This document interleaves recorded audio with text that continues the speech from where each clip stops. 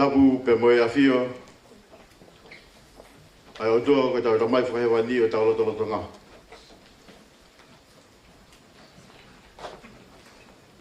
Whatapa tuen.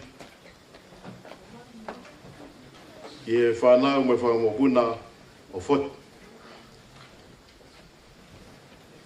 O mo mea mai i e whiawhini.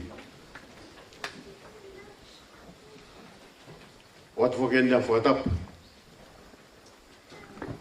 Ki a Bisope Malakai Whanua.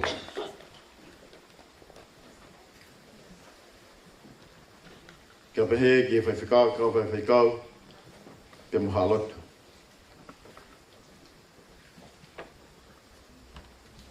Whaitapu atu.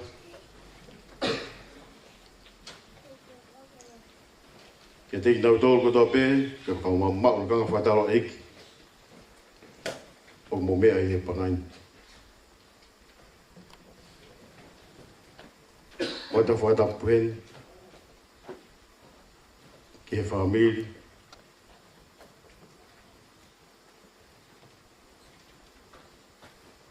Ai hoa o whaanga o Mekinoni Finau. O mo mea mai he whini. Tuku mua ke u whaitapu ma ke. Ki he witou. Kau mafo. Asi fofonga. Si whanau pai a.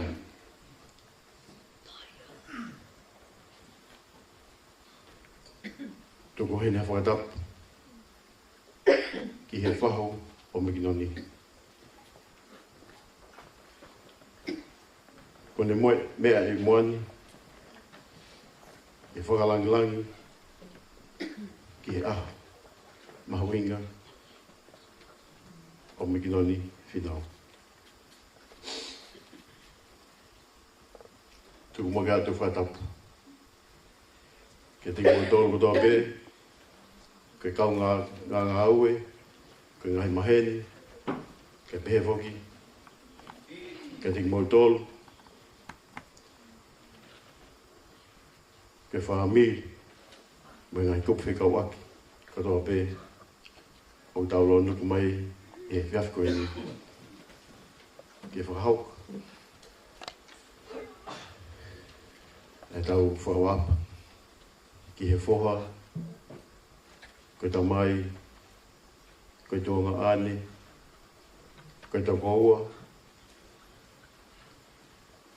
Koe ni ko Mekinoni Finau. E tau whatahangani whoki. O ku pule i veia hi he Bisope. Bisope Malakai Whanua. E o mao ha mawhai ki whatataka tui.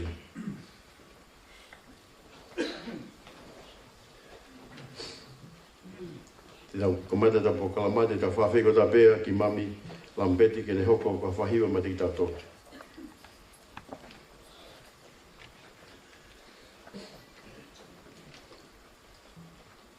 Tēne te taki ma te tau tōlu ai himi whātaha e o tua koe tupu anga.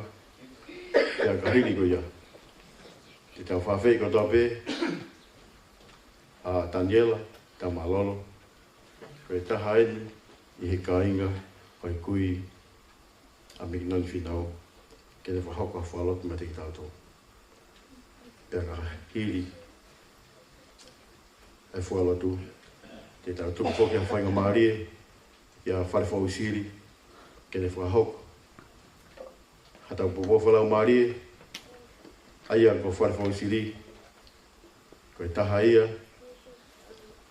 E ka ainga o Mekinoni Finau. Pea ka hiri e popofalau maarie te whanau mea i. Te tau whanongo. Ki a hiwa. E whahauka whokia. E kau kua tete. Me i woti princesi papakula. Kia te tau tore whawhini. Pea te tau tore kau atu.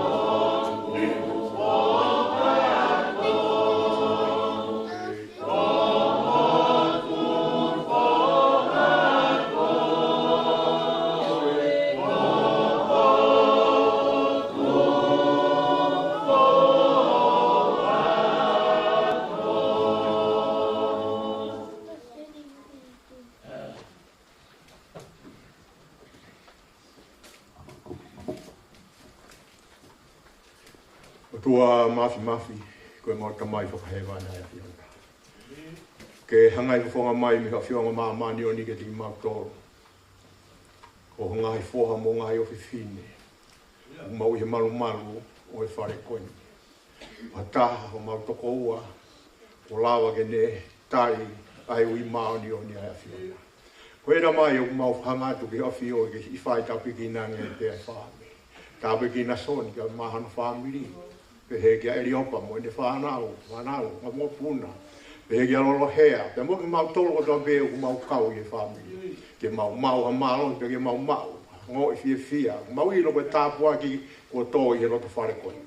Mau i loko e mate ko e tāpua ki. O ke kai ko ha mea i ke mau roto mahi ai. Ke mau i loko ne foki atu kia te koe. Ko koe te ke whai a hono tataki ai ne whanonga. Tamai wāne mau hangatu ke awhi o ke whai tāpiki nai pia ki mau toro.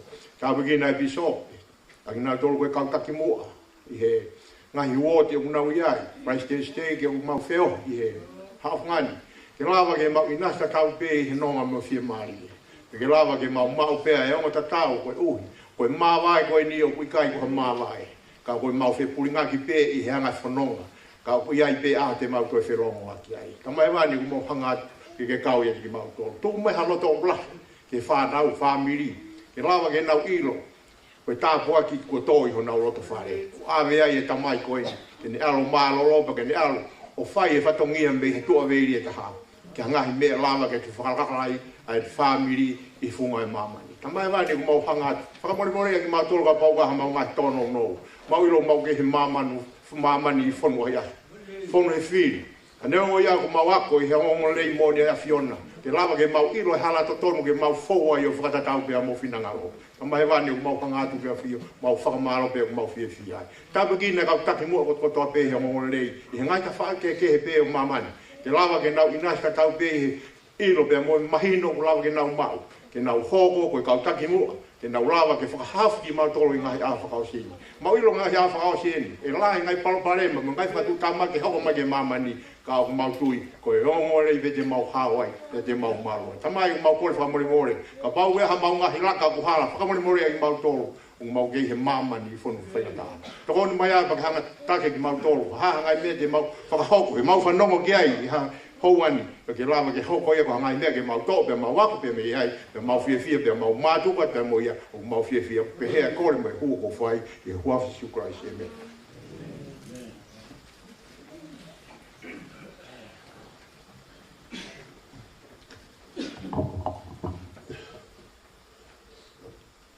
Kore ke o whanga i he tala whapapa mo o se alo whai ati mi moa. Rā mō koe i whainga maari e ko whakakona ki au. Whai a i wahe tuka pōpō, whalau maari e ma ki tau tōku. I he hoa koni. Aki mui e a kou whetuka whapapa ki hatau aiki. Ma ha lotu, ha tau kei, mala e o lotu. Koe motua ko ni uhange koe lau e whawhawhonga pe whare a gari tau. Motua pe ni me kau kei. Mole ke mamao ke aha, o hiofi. I he ngai whatongia, koe makanga koe ni, koe lotu. Me taimi rou ku whawhatongia e ai ki taha whatongia, pia ku maho inga lewa e whikau. Ko fia whakatapu ki he tainga whotu mo hata whonu. Hata lotu. Pe whoki e nai whawhai whae, whai tamai. Kai ualoa i e pakai kai. Whakatapu atu ki he whahu. I motua. O whamiri. Whakatapu ki he pisape. Tākena. Ia toi lu whatapu make. E tau kete whae. Ko Mekinoni Finau. Toku hinga i tau i heni i hauani. E whatongia lonu o mai. E kai toi au ngai. Ki e sino o Mekinoni tapu moi. E kone e rawa i e tau i rei. A kone e kone ai whapu koe. Laku mau pia mea son whekuki e toko tahani i tau e hongo fumata i ofia e mo whangata kon. Ko tau i heni ki tau whaamawai pia mo i sino piloni o lawana whatungia. Ko ui me lota tatau pene whoki ang i api. Ka kuyai e kaini tatau to e ai ui ki a te tau rolo. Ki ha koe ha te te tau pai ki ha a te. Leson maari e ui kei bo mahiri e lato whasapa te. E ha tā noa whakararai e tōru. E ka waki pe mo e whiwhine e whia waki. Ange ka whakatapua. Pe mo e whiwhine e rai tutora. Pe he waki ki hano uiui. A whatongia i he lotu.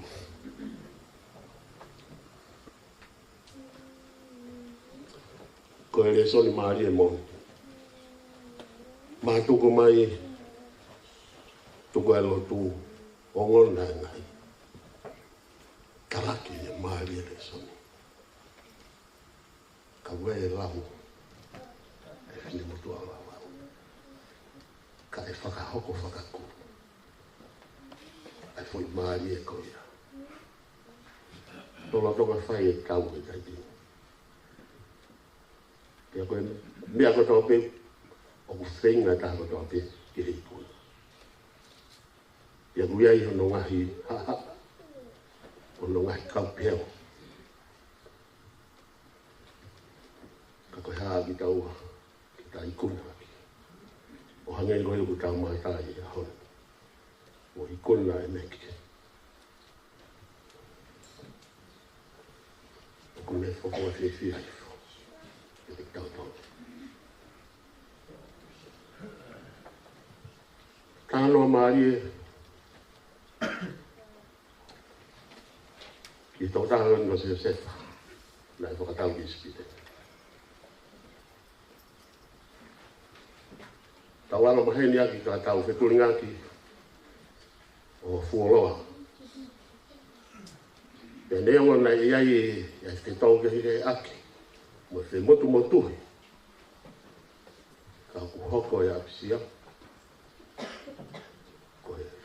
Pelula pe toa pe whaleri angai, ko tau whama o angai. Tāno ni kai ki a se kai mi ngoni ngoi nai o ngona tuai ki hono whangatau ke te tohong humata. Kai mi ngona nau fungua si o te agia se se whakune whanonga mai. Nā e mora ke mama o ke iai hata, ki e tohong humata haloni. E whotu nea whailonga. Si oku tāket, si oku toko ua. Ko uhi, ko te puri fuoloa te puri ngata. Ka nā nau whakalongo me. Ko hea uhi no. Ko e mea nā nau whai ki tāket ngani.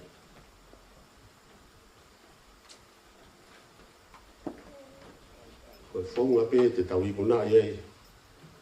Mo tau mate te oi he aho peni. Ko hange ko e le soni na kulame ke. Tau whamare more. E kanoni atu aki.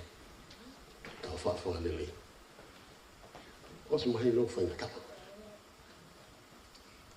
E neo me tau piko e tau hongo furuma taha ko ni ke nau wao mai ki o nau tau te te. Ana e ui ata se o sefa. Mo unu mai.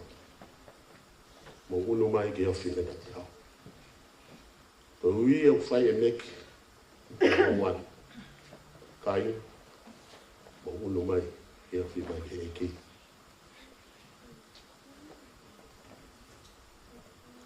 Ano ngati ke tālanga. Ai au whine ki me mori mama. O ke ilo ka a mea. Tau e pepari si e. Ke si ilo pe koe. E tau i he nao. O e ni. O atu. O tuku e ne fu peo atu i pe. A wiki ki e wiki. Ke lo tu ho whakatata. O si koe ni ani.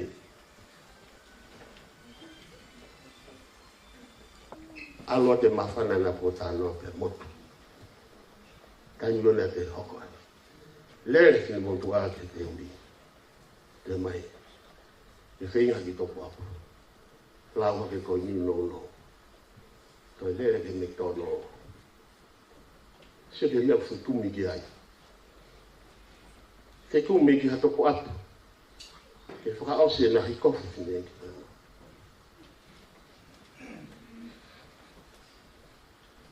Ko iui e na whai e se sefa. O no mai ke ofi. Tainua. Tau whenke tau uno mai. Tu apisa o pe tau kau, tau takai te whai. Tau taka mama a pe. Tainua na Hawaii. Tai whangata a keto. Se sefa tana na whi waki. A manati goi ke nau. Ke kau e se sefa. Mau whoki. O whahade tau tamai. Ko awen. Ko kui mou. Ko au ko pare mia o spit. Tua taha pele tala hui whitau kuia. E nai e mea. Na ane tautou tala tua wha.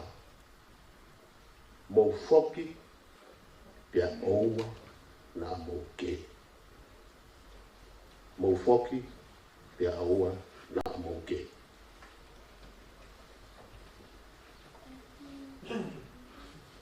Kai te wasi au ai. Pau te whakatau ngā tōna tōhare. Whakatau more ki au. Pau nei au maha tā no. Te kau atu ko. Te wasi ange pe au ke whake Facebook a. Ke kala ko fuki au. Tōnga ia kuni hanga holoki e tau tōnga whakalau maari e. O tau whenga ki tau mate teu ki a whenga. Si kai ngā whenga. O i kai teu hau. Te kou lelei a. E te tau tō. Ka uhi pēr no omi whatongia ni kia teau. Kia tō mai re soni. Lau te whasapate o kumariwa. Kau alofa. Kau whawhamari mori. Kanoni aki. Tau whawha lele. Neo ngoi le whaingata. Neo ngō i tau kai i ai koa. Tau ai uge li whio. Tau ai ko whiho ka whi. Ka kuke. Tōruta. Ai ki me i oro.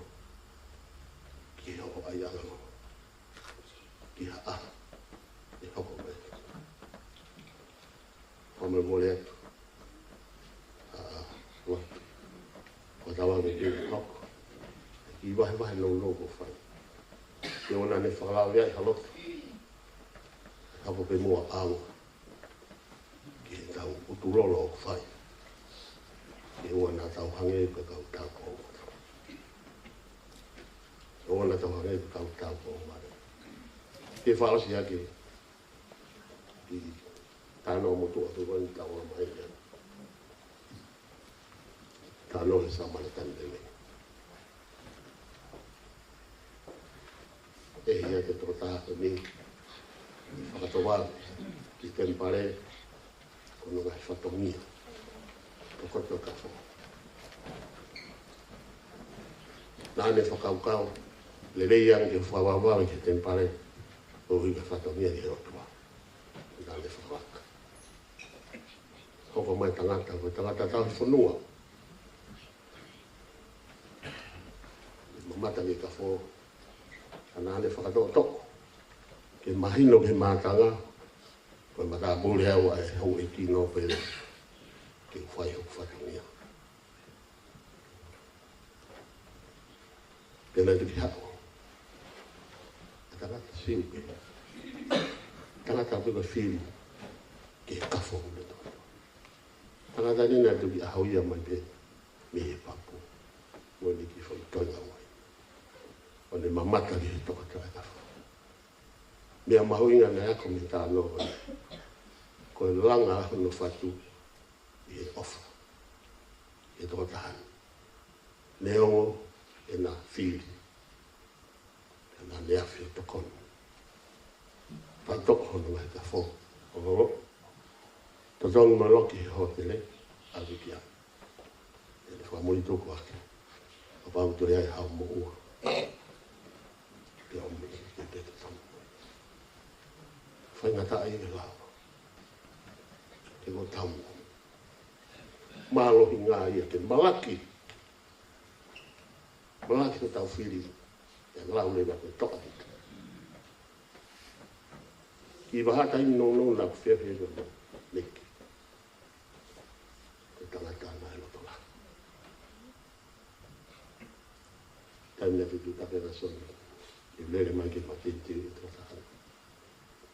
Nā ko iloi. E whaingataka. E whitutu mo tō tahana. Ta whawhita i mei ka omi he ki. Ai ngai whaingata a. Ki hani i bete nau lawa ka te ki. E ku mamata ke e nau whakapauloto. I kei te lawa. E konga e o wako hei. Me ka whete ka ni. Tarata. Mate ati pe i he ne tui. Mane mui e ke loto mono ki whamili. O ako ki he mōi niti. Ne ui ai e riki. Whatawanga bete tau. Mako. Aho noa me he. Ia taimi. E hoko mai ui te tui. I whaai o wharai ati mōtong. Kore whamoi moe. Koe ai. Whahotunga. I wahewahe ko whapo. Kai hoa mo mo. Whakakau. O whanga atu. I he lotu. Pe ai ki pōpau. O ko whai. E waka ofa mani kai kua whasisu kai si. Amen.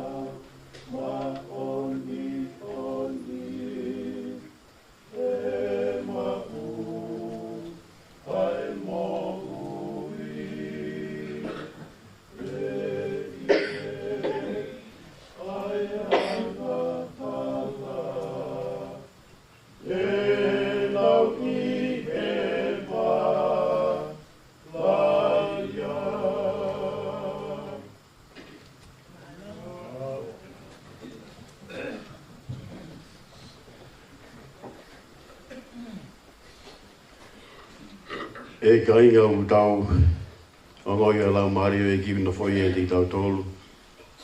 Pa wato ai e whamalo, ma kehe ki e te nau tolu na nau kau, i e konga uruaki, o tau Polokalama.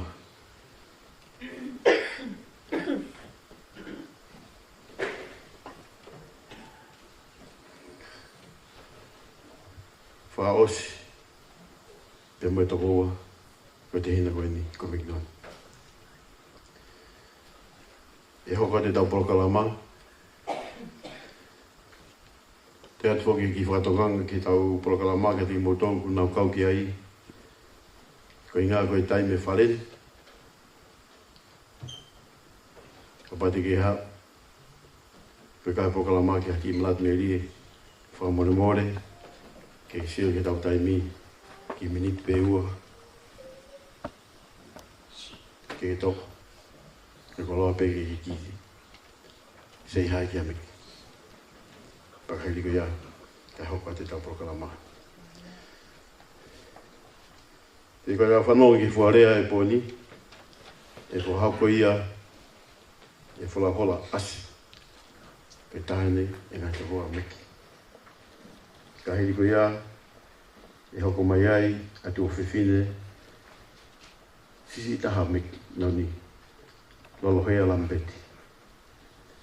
Pea ka hiri ko ia. O koai. Ai lea e whahoko hei lala ka waka. Ka koe ke kena hei lala ka waka. Te tau kore ke whawhongai mai. I o whiwhine o hei lala ka waka. Pea kata. Nā lea suahe ki ai whahoko rea koe ni. Ki whahoko ki rea mana meria ki a Mekinoni. Pea ka hiri ko ia. Te tau tuku whainga maarie. Ki he tu whiwhine ko ia. A Mekinoni. Ko e riopu alamoni. Hoko mai mi ai. Ko e tako ua. O Mekinoni ko malaka i tuha. Ko kai ki le. Te ki hea mai ki nusilani. Nā ki whinga mai mamu hei la. Ka kwana whawhawhonga. E tuku ia ki whahoko e malaka i si. Ai lea malaka i nahi. Taka hiri ko ia. Te hoko ki he rea. Haiak, ka rea a aku, ko e tohu alahi. E nalahi a Mekinoni, ka wau e tau ka inga, ka ki mosi mea e mo tua koe ni. Ko inga ko Samsoni, ko i lahi tahau i whanau a piwena. Ka koe lahi tahau i a Mekinoni. E whawhonga, i au o whewhinei, o ku ui ki a piwela ko kalalai nei tuha. Laka laka, ai kuwea, e kahiri ko ia, e hoko mei ai, ai wito o mane ki whanau. Pahaiwa te tatou hoko atu, malo. Whala hola asi.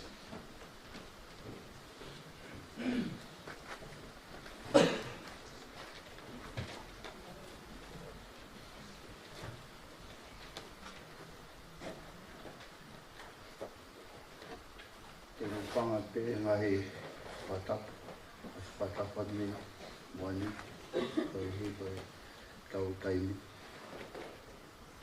Atani patapa make ke whaho. Atani patapa make ke sino e pekia. Ko mato ngai tau lo nuku e mamalo e whareni. Atoa o whalahi ki he witou, e pehe ki whanau.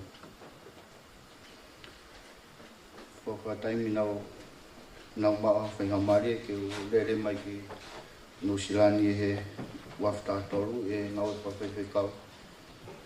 I he whunga waka o bukau ki ai. E ahon na mau whokia ki tonga. Nai lere mai e. Toko oa ko ni o whakahe ke he kau ke mau whoki ki tonga. Taun koe wanoa wa tolu wani. Liri usi ipe me taha ke he ua. Ko whakahe ke he kau toko ua. Takulanga mamahi. E ko whakete ia. Si e taimi ke whaka matala ni ngai tō onga. Mani ngahi ungaunga.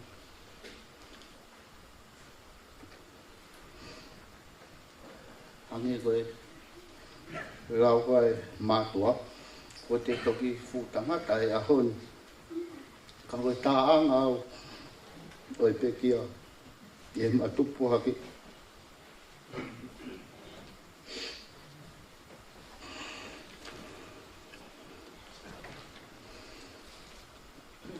Nei rakangi e kumana wahe ki ai. E kumana wahe ki alo hea mohi rau. Ko mawa o whalahi ka te koe, Mekinoni Finau.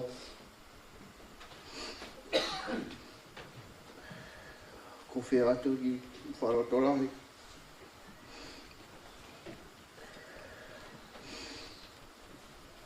E toha te rene mga i whakawa, vai te awataha, ves whitu ke walu. E whoha ke o lau maria e merino. E ki whuwhora si pe aho whaingatāia. Pea moho ngahi mamahi. Pe e toki hake a ki koe e o tua i o runga. O kapau te ke kāta ki ia. O le rei te ke kunai aho ngahi whiri kotoa pe. O maa o whalahi atu. Ke te koe Mekinoni Finau. O whakiki mau. Ana o ngā mawhi maari e tala atu ofa ke kai ngā e tawha atu ta.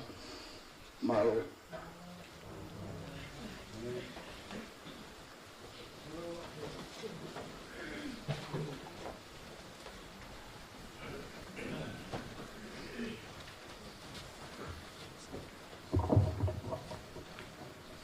Kale veke o koka tai pe. Ngai ta whatapu nei mo e te au ko ngā koe taimi o ni o mai. Ko minit pe ua ka koe ngā koe. Te mau peke taranga fua ke tō tātataki. Pene pe he o ko.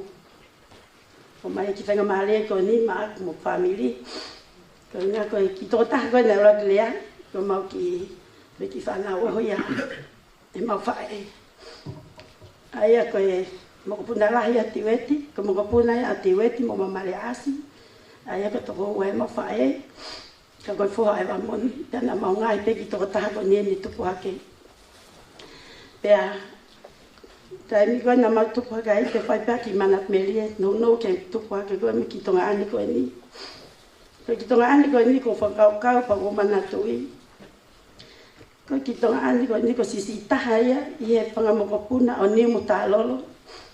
I he tamai tangata, i he mautupa kei tonga. Kana fusisi e toko taha koe ni ka lalahi kotoa ki mautolu. Pea na mautupa kei nei, hangeha mau ki toko wā ki toko taha koe ni. O a oi peke tai nini. O ilo i o ki lava lea ke whangatoko wala lahi. Ko ne mea nak whai ke whamatalili ki mautota mai whewhine ke mauita. Pea koe mea mo manat meria ke ki toko taha koe ni. Hono ulu nganga. Ne kei ke tai mia. Pea ita mai eka mautolo. Ko mautolo mauita kei koe ngake ni toko whamatalili. Ko ngaka ki tō tāko ni nei tupo kei lei mātua. Pena ea no whenga ki hingoa nei mimi mau e whenga tōnga ko ni whanga whai tangata. O pē hanko mwene kui, ai whakapango. Ai tūtū ke he, ai whamatariri. O no hingoa ko nei uiaki. O pēri mua. Ka nei kei ke pehe ka tō tāko ni nei maa. E pole tō tā koe ni, ne hingoa koe ni. O nau i aki.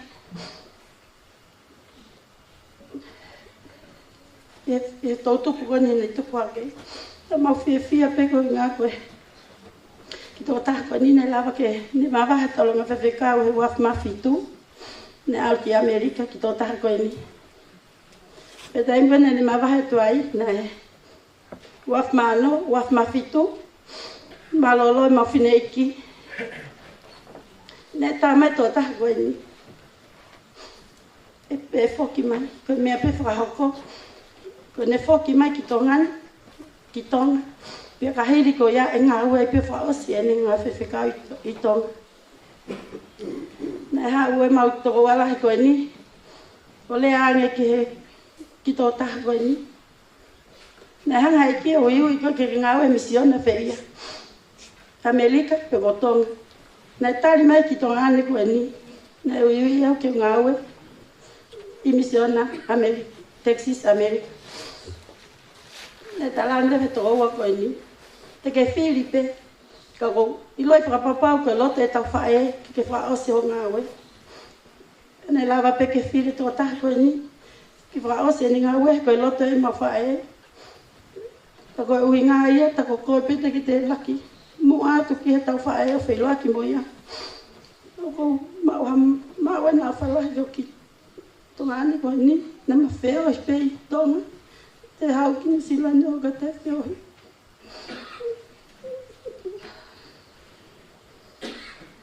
E no septe mane alatu ki tahina ngā whewhekau ki Amerika. No tonga ki ma tō taka koe ni pe whangata ia. Tana kei vivilia ne peke alangi ki a. Ne kei ke lava hifo me mea lele. Koe ngāku, koe ne kei ke lava o fulu e lele. Ne oe te ki tahine ana wheiloaki. Petalangi e ki tahine kono o tonga whewhekau. Meki, na whope whemalie. Te ke haupa ko tāli au. Honi, e tā mai ai koe aho. Moni te Amerika. Nā pēha. Te ai ke mau aro pe apo o meki. Te dama e ki whai whekau. Ko ua whateka meki. Ko ua whalai tātu ka via mana ki whanau. Ko tōga ni o whia ma meki me ta whaaketa.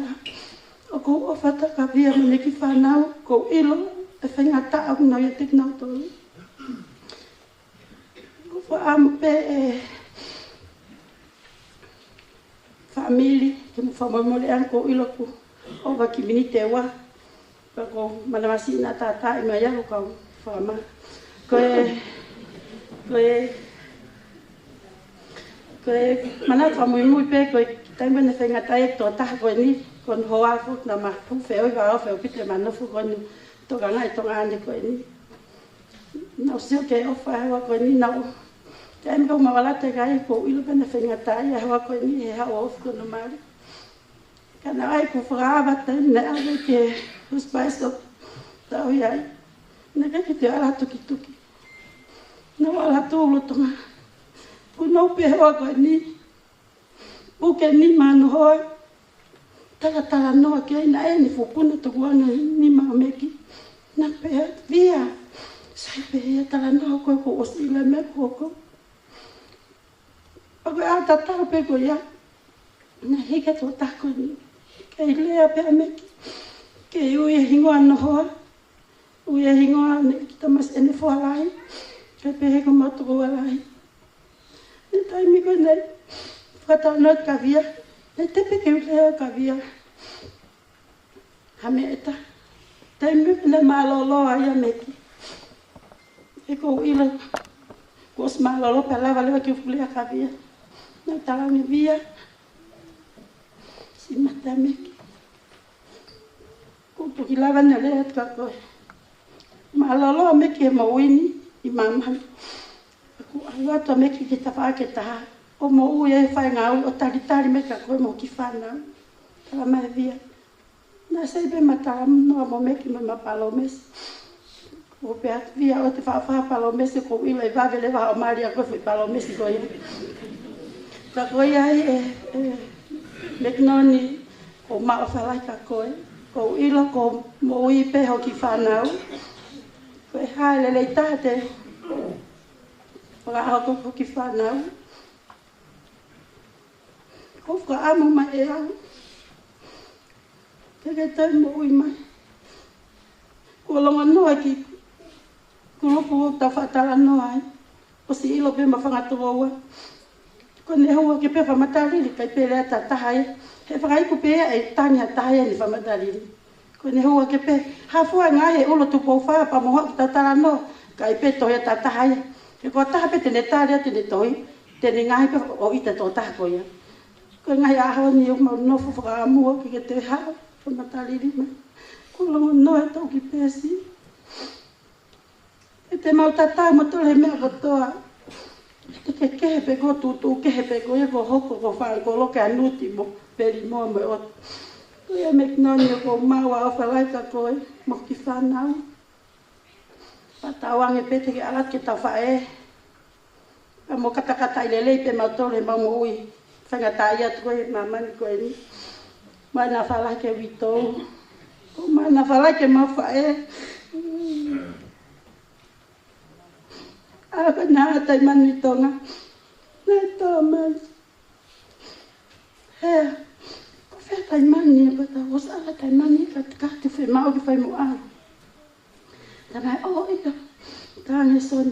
Whea mahali e te tau o kismasi ka te kati mo tai mani. Ne mari mari pe tama ko ni tonga ko ni mo kati. Ne tala mai ko tago ni. Oh, ke hene tai mani hau ki mawhi loa. Tāne kos ilo motu e ka whae e pa whe mau ke alo malolo ko al mamau ke tika. Ko ne umai pia tai mani ko ni oku. O whalai ka koe. Ka e pēnu kei toe alu holo ko ne ia mau tolu. Ko whamoe to ngai ko taime o ko uhanga to'o. Ko tuipe ko ki manat meri whele. Angai mea ki manat meri ki ai ko ngā ko taimi. Ka nei tuke whai malanga fo lau ne whakahoko ki mua maa ne lava ke mai taime ko ke tau lea manat meri. Mahala ko ki lea pe ko whai o whalahat ke whamile whae. Whamile matamai, mire matua. Ka pehe ke whamile o via. Mene ki whanau, latu, Elia. Mani pe mo chipe. Whalata ki motol. Ka pehe ke isope. Me ka maranga whtalai ko toa pehen. Ka maa ku whanga. Ka inga ko toa peo ki mama e whalen. Tua o whata ki mo ki tatalo ko ngala ki whawheloa ke te whamili. Ko au ko whika anima. Ko no lewa Mekinoni. E whanau kone toko no. Ko ae ko tā kai whala kai ko tamasi me makaonga hei lotu. Ko mu tangata lolo paonga funga hi fo. Bea me tongata. Ma ki whanau e toko tolu. Ko ki tahi. Ki tahi lahi lo tonga ngai whawhekau atu i sole ki Amerika. Pako ki whikau ai, pako ki whikatolu e ko sostana mo Olivia. Bahalo ko ki whawheloa ki pea na tātai no tua malo.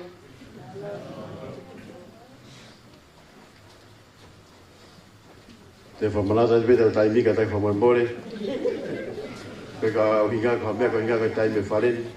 Te tau whenga maria pe te toki tau hoko atu. Ka koe tai me whareni. Koe hawhi o furuka ki te heni a tahi i apkoni. Ai koe whamambore pe. Koe hinga koe tau tai mi. Mo ki tongapa ki tau tai mi. Ki tau hi pe malo pita.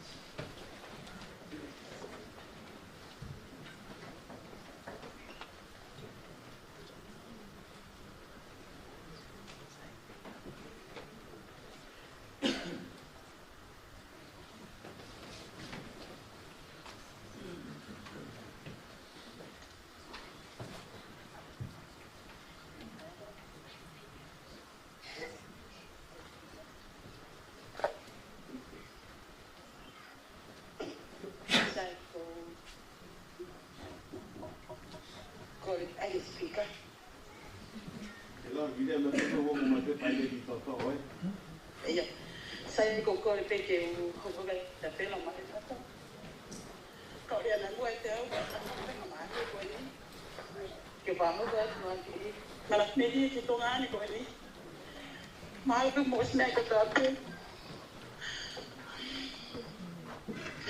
ko to ti na me ki ai ko tai ni na ko ma ata ko lang ke pa ya Mekinoni Pako mahawan ko mai tong masitenya to manat meri ke to ta ko ni ko kampe ke mau ke wote mau ke tani kala ke fa ko manat meri ke to ngani ko ni ko manat meri ke to ngani ko ni ne ta matu ko ke te manu pa ta pe le matu tan ko ne ko fa da to ta ko ni ko pe na nge ke te na to kon ke na fa ko no to hange te nga ya me ki ya ko kita mesti dan kena fale a meki ko kala se noi na si ako pero ko pa yun o to kan ai kita mesti ko ni kale ma fae lalang ko mama no mo ite ko Mekinoni ko ma ba lai ka ko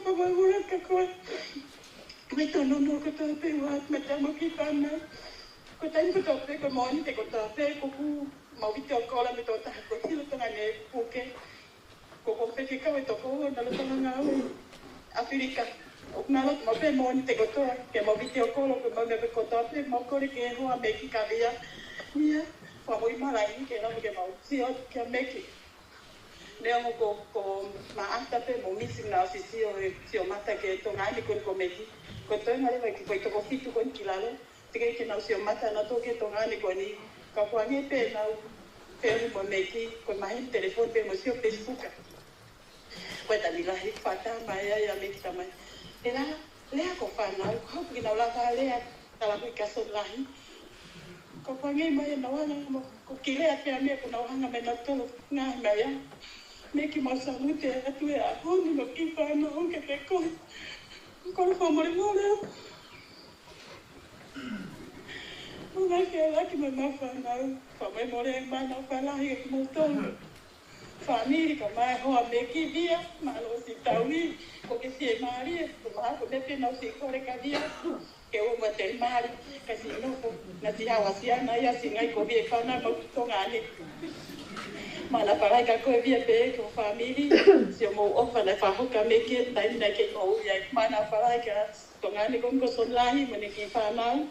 Ngai tu ta fa ko ta pe na lo ki mo fa ho ka me ki pe o fa la ya ke a eri o pa ka ma lo he a fola mo o fa ko ta pe si fa ho ki mo fa na mana fa la ke si ka ina ko ta pe o mo tu ta ini fa mi pe ko mo ma he ni ka mo la va mai e po ni si ka na fa pe o ki to nga ni ko ni ma na fa la ke mo to ana ko ta pe ko ki le a pe ya ki mana ne di la va ke fa ho ku ya Mekinoni ko ya pe malo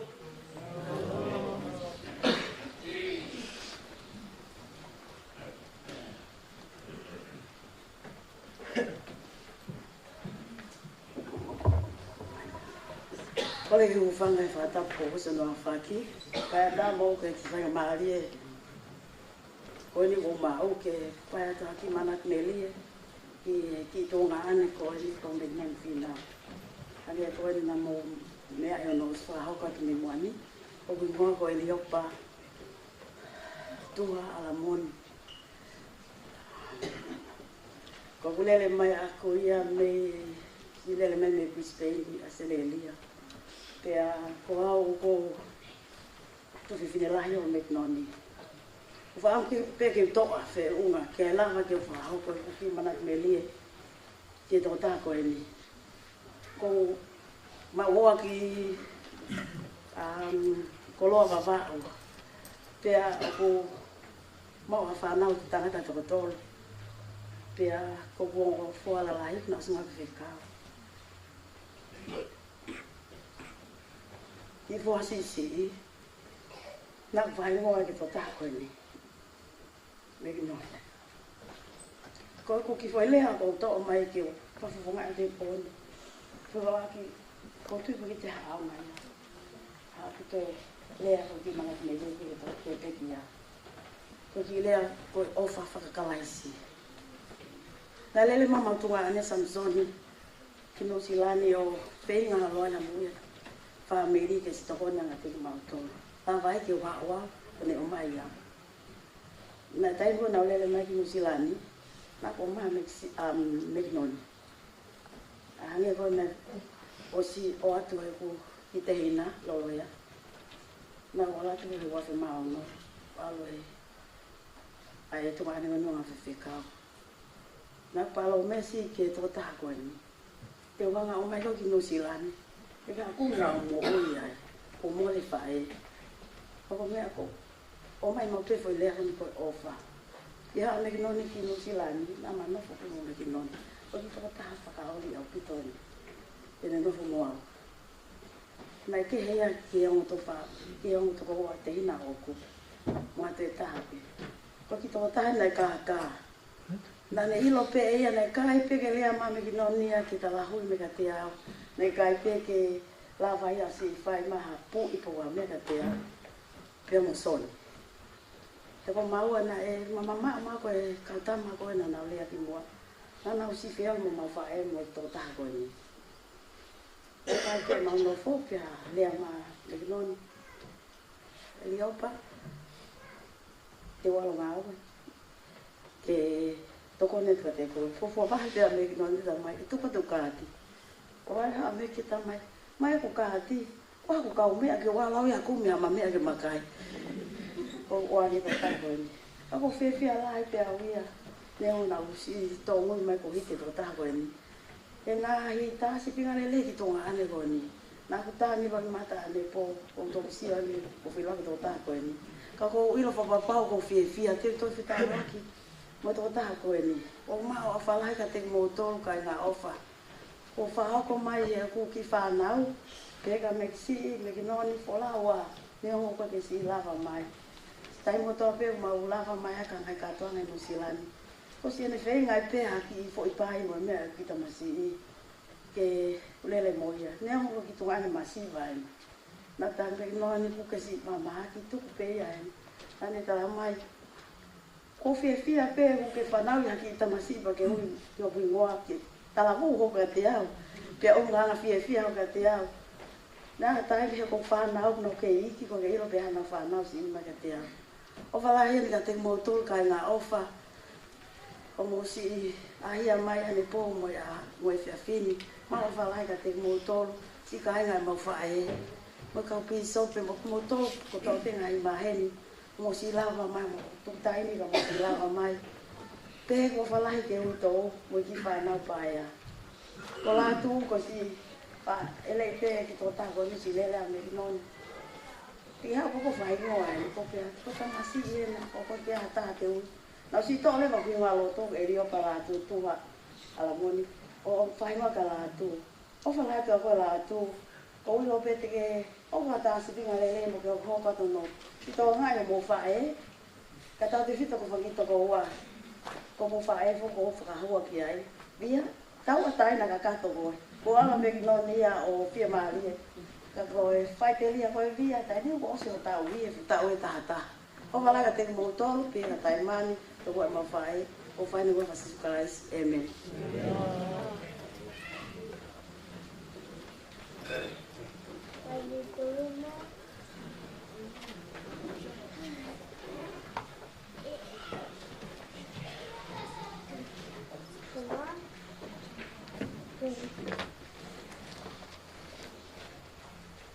Good evening, my dear brothers and sisters. I'm grateful for this opportunity to be a part of tonight's program and to speak on behalf of my namesake, Malakai Lahi. I would like to introduce myself. My name is Malakai Tuha, and I am the fourth eldest of Samsoni and Relika Tuha. I have a childhood memory of Meki growing up. He was always a kind and loving man. A man that really loved working hard for what he always wanted.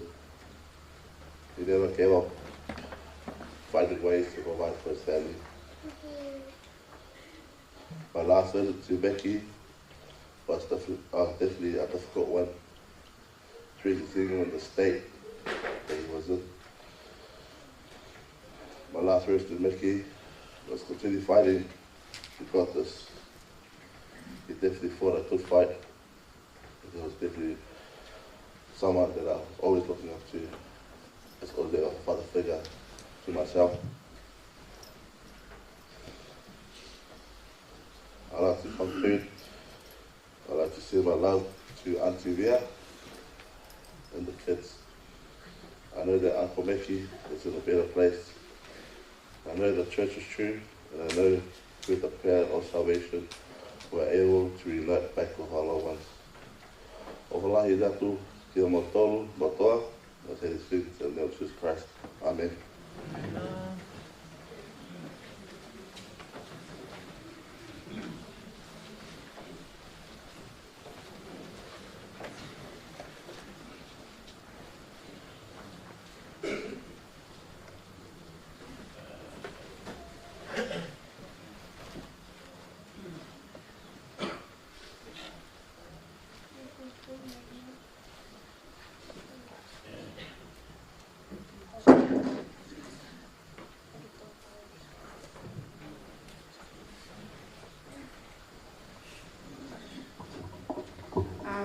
Malolei family ko whiwhia whai mai e ko ni ke ka awatu e Polokalama he po ni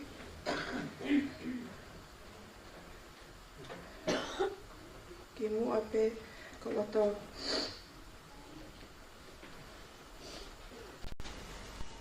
whakare i rai ko hai kita ko kuhinga ko kalalai ne tuha lakalaka ko e ofifine lahia o Samsoni toko walahi ko a Mekinoni.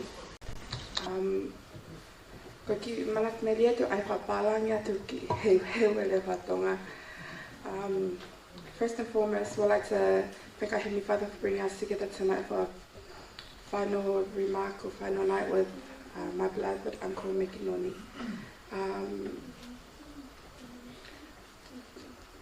Me and Meki, I looked at Meki like he was my older brother, only being the age gap between me and Meki. I was, to be honest, I was one of Meki's, probably not his favorite niece out of all the tribe. We always clashed all the time, just because we were the same. But apart from that, once I got to be mature and be older, I started to know where I stand in place with this father of mine.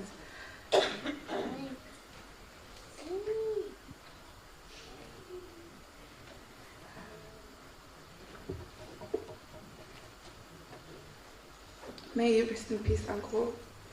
I'm gonna miss you, especially all the times that we argue. Thank you for always letting me do what I want to do, say what I want to say, and don't worry, we'll be here. Me and my siblings will be here for your wife and your kids.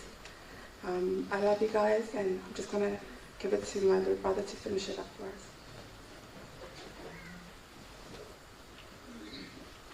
Kai ngā pēnā toa, malomo I lele.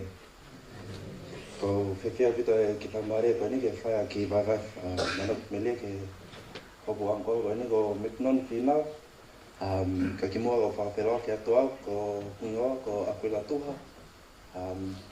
Ko Apika Talo a Samsoni Tuha. Ai ka toho ia Mekinoni. Ai ko whiwhia Pamare koe ni ke lava o whawhawhungai atu ma hopu whamiri. E tau te whito ke u whātoa ka i he ni tau te whito ke u toa lahi Australia. Hange kai Vaiwai ki mua ia te meao. Ko meki whak ne maofanga maari ki alo ngā whawhawhikau ki Misiona Amerika. Pea I he taimina I kuna ia Misiona o Meki na ne hau mitonga nokmo mautoli no Silani. Pea I he wā taim ne malawa ki whae no tokta koe ni. Nei e urunganga e ua, ne whakatoa ngai me tō tāka ni. Ai ka uluaki, ka tō tāka kātou whani.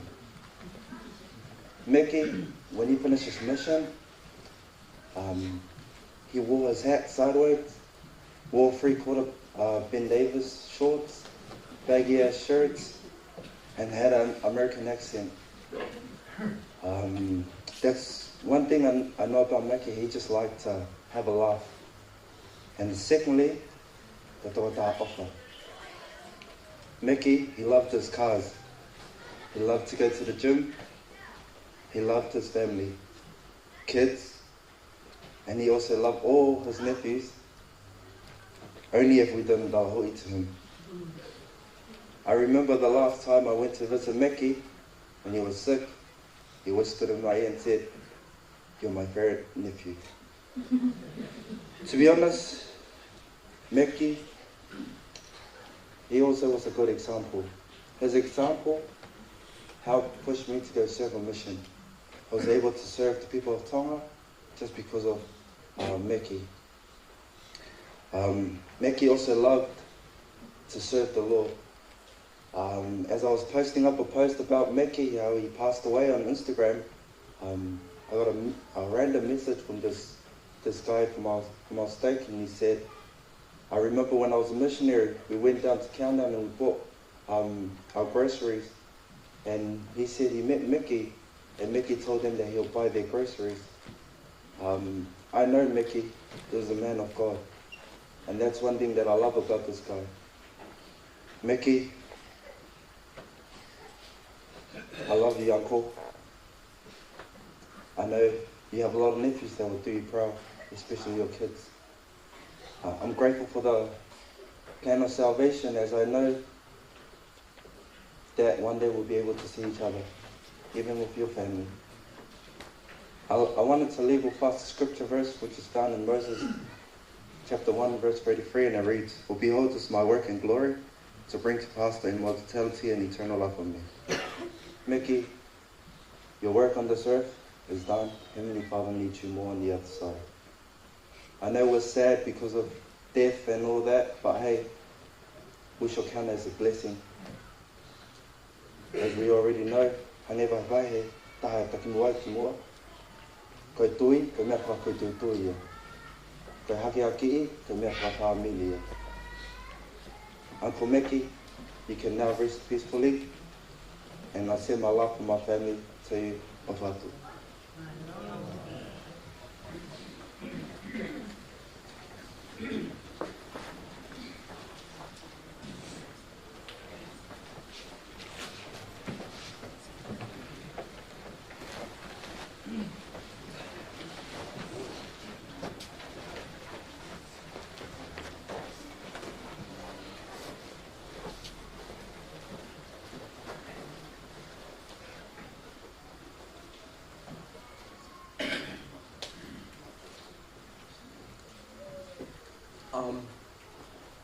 Good evening. My name is Mekinoni Finau, and I want to talk about my dad. My dad, he was a great man. He always looked after us and always provide for us. And he loved all his siblings, and he loved his wife and his kids. And I promised him that I would go on my mission and serve the Lord. And I know the church is true, and I know God is true, and I say the thing in the name of Jesus Christ. Amen.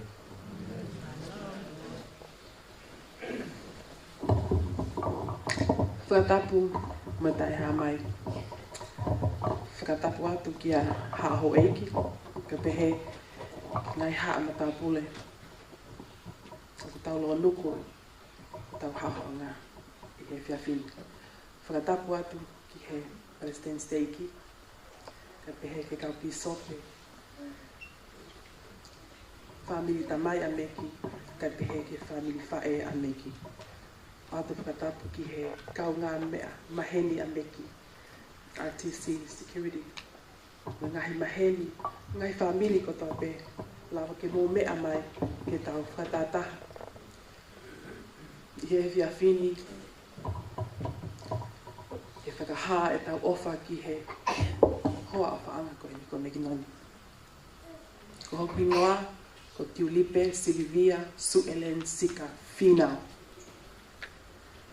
Ko e ku lele mai aku me he funga whaite, pia mai utulonga a, ka pehe ki alo i talau vavao. Oku wanga mohu ai mole ai tamai ka pehe koe hoa o whaanga. He ko hai nai, tene loto, ke mole, hauna fwoi mawhoi taha.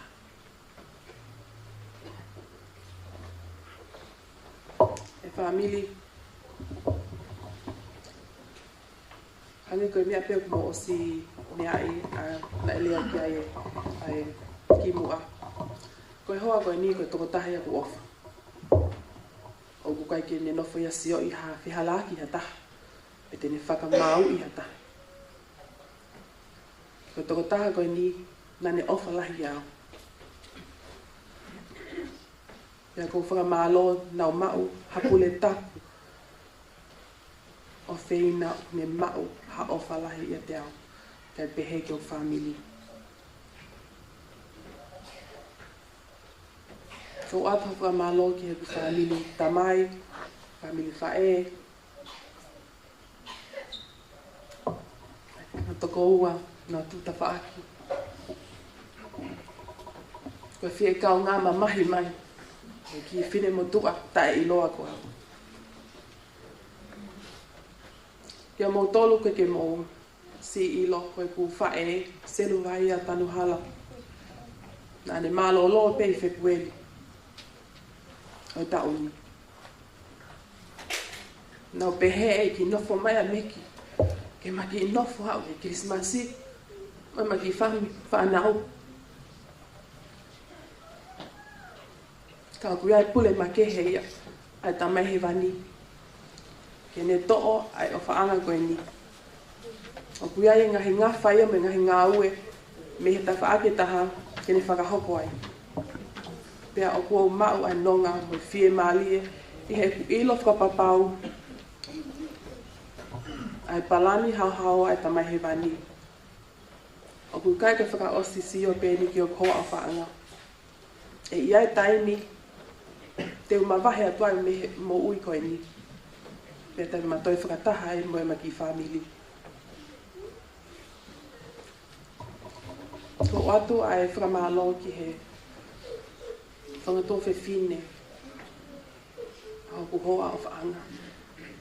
E liopa, he lala, lolo hea. Ta mau tolu ko toa pe whangato whine o Mekinoni o ku tau i heni i he whiawhini. Ko maa whalahi ka mautolu. Ka maa loge te ki mautolu mga hei o whakatoa pē na lawa ki mo whakahoko ki a kuhoa o whaango ni ko Mekinoni. O ku atu ai whakamā lo ma kehe ki hono toko walahi Samsoni tuha. Ngahi ofa, ngahi poupou, whakatamai ko toa pē na lawa ki ke whaki ka meki e taimi na i ke imo uia neki. Wike e ua pia malolo ai hoa koe ni. Na hao mau pea sa misoni o wakai hono toko wa. Na sio ke fotunga hoa ko ni. Na ne fia mau pehe lawa sio ke no toko wa lahi.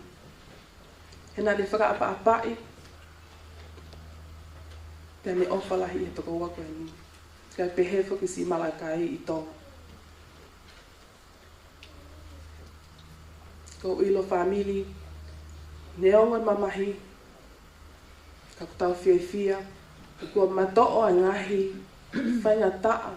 Me ngahi mamahi na lava ke whepaki mo hoa weni. E ki taimi na ma nofo ai ma I api, ma ki api pe, na lava ke awe atu ki hospice. Nau sio ki he toa ai hoa koe ni.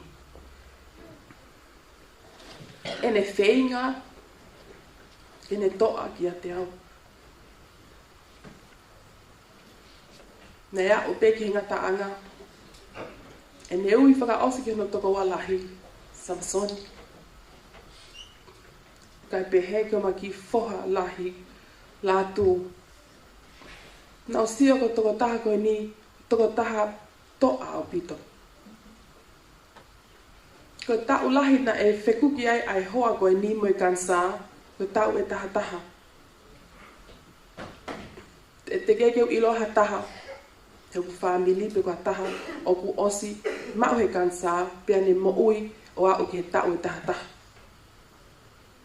Pake seo ke fu tapu waki ia mai fuaki mai ta mai wani ke hoa koe ni kai pehe fuaki au mo ki whanau ke lawa ke mau whiohi mo ta mai koe ni ka koe hoa o whaanga.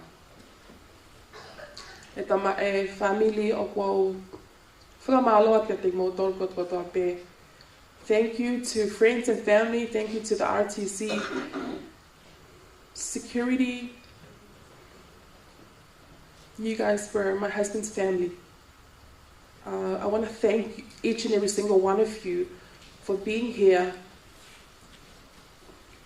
to support us through this very difficult time.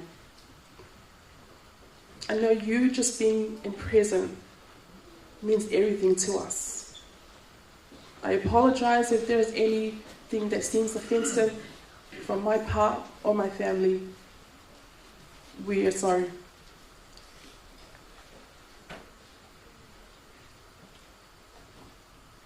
One last thing that one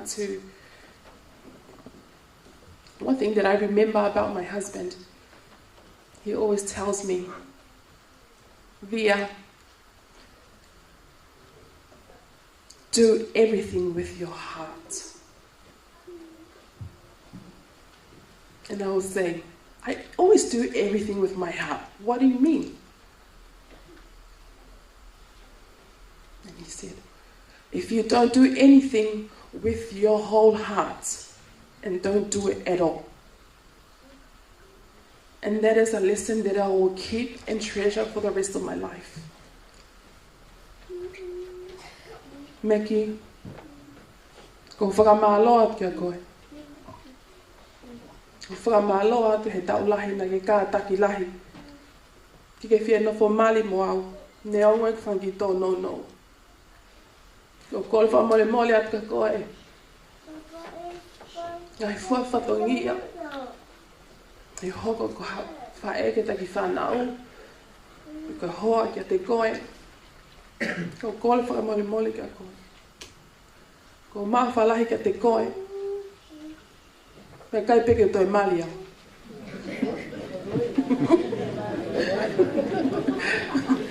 Ka ole ro peke tali e. Maha ko ia pe kainga ko me ki ko ku kai ki mau ki fu fa ma to mau ai mo ki kaka. So ko ma fala he ka te motolu a kainga ma ko ia pe ko failok malamon I wa pasikolasi. Amen.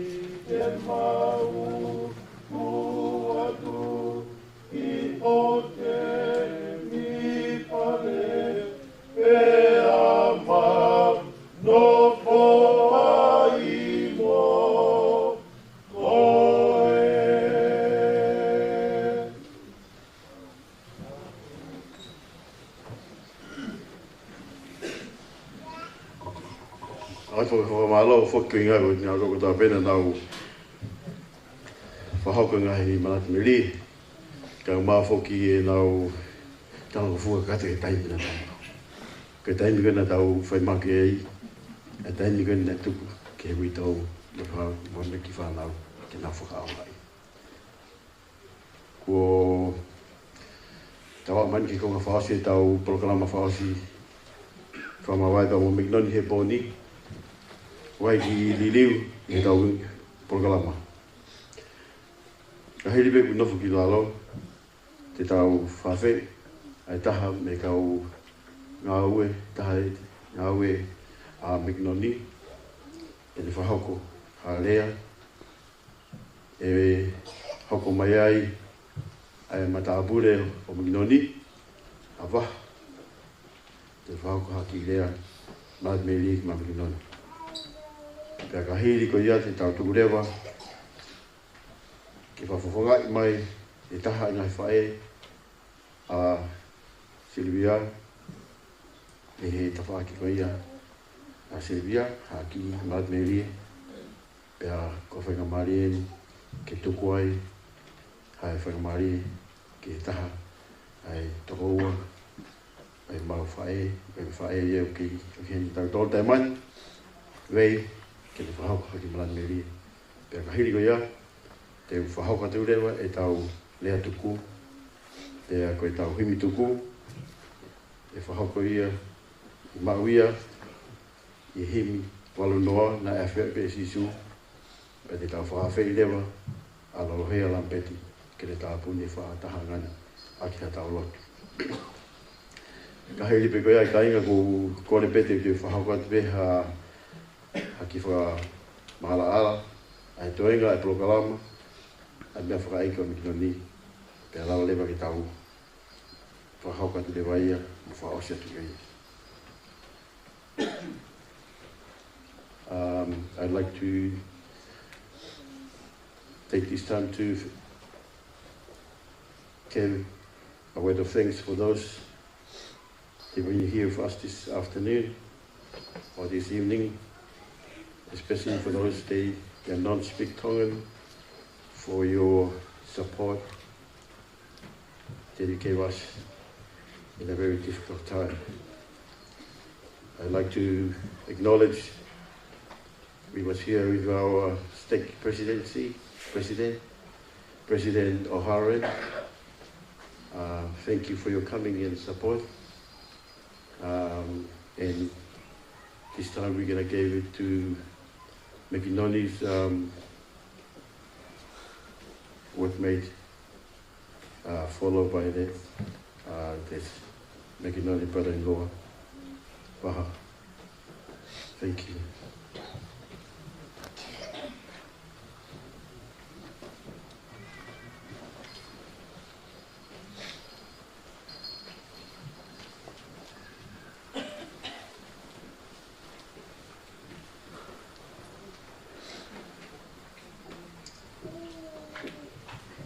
Thank you for the opportunity to the family and wife. My name is Upu Samama Filo, and I'm from the RTC, the other side of the family for Meki.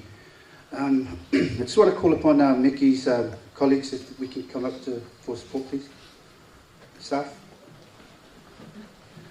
So this is all our staff. We've been working with Meki for going on to 2 years. Well, making their way up. I'll carry on. And when we first went through with Meki, he's a really quiet person and very humble at the same time.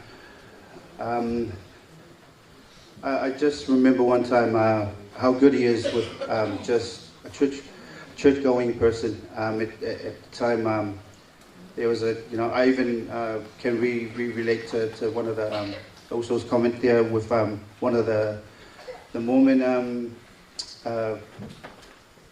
guys that comes around and preach, yeah, and missionary, yes, and I saw, he put up a video and he bought them lunches and things like that when they came through, and I can recall that, and that's the kind of person he is. And also when at times, we deal with, everyone has their own reasons. Time is hard and everything, and he's one person that also reminds me of, these people coming in, didn't have enough, and all they're doing is, taking one meat, or bread sort of thing, and he just turns around and he rings me up, hey, is it okay if I buy him shopping? He's got nothing. I said, well, through your heart, if you're going to do that, by all means, that's a really good rule.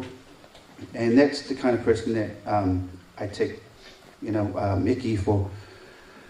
We've all met Meki, not all of us are here, but some of the people are here. We've also, when Meki was with us, he requested one of his close friends from Tonga, from his village, if he can jump on while he's studying. And we took him on, and he's still with us. And yeah, so it's a hard road, but we'll never forget the Doko also. He's a role model to all of us. Yeah, he laughs, he's a humble guy, but yeah, he just, yeah. I'll let Puna finish off the speech because he knew him. Well, we all knew him, but pero afutia. Thank you very much for your time.